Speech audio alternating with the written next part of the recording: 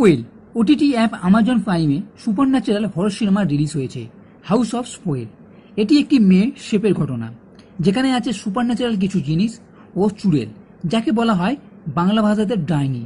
1 ঘন্টা 40 মিনিটের কাছে এই সিনেমাটি আপনি হিন্দি ডাবের সঙ্গে দেখে নিতে পারেন। তবে খুব একটা ভয়ানক সিনেমা নয়, বলতে গেলে তেমন ভয় পাওয়ার কিছু না থাকলেও এমন কিছু জিনিস নিশ্চয়ই আছে যার জন্য সিনেমাটা দেখা যেতে পারে।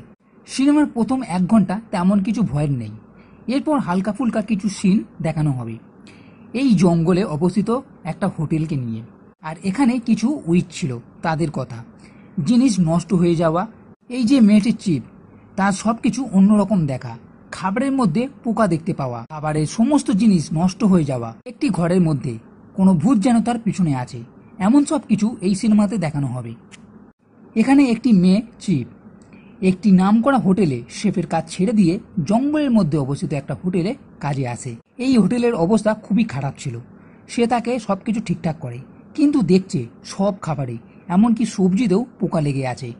তার জন্যই সে উন্নত মানের খাবার তৈরিও করতে পারছে না।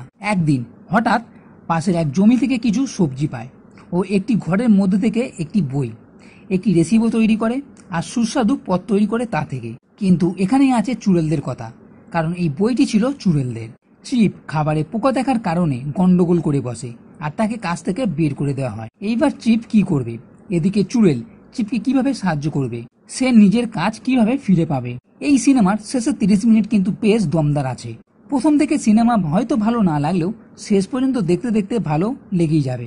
তাই একটু অন্য ধরনের সিনেমা দেখতে চাইলে এই হাউস অফ স্পয়েল সিনেমাটি দেখে নিতে পারেন। তো বন্ধুরা, এই ভিডিও যদি ভালো লেগে থাকে তাহলে লাইক করো, কমেন্ট করো, শেয়ার করো আর এই চ্যানেলটির সাথে পথে কখনোই ভুলবে না। এই ভিডিওটি দেখার জন্য ধন্যবাদ।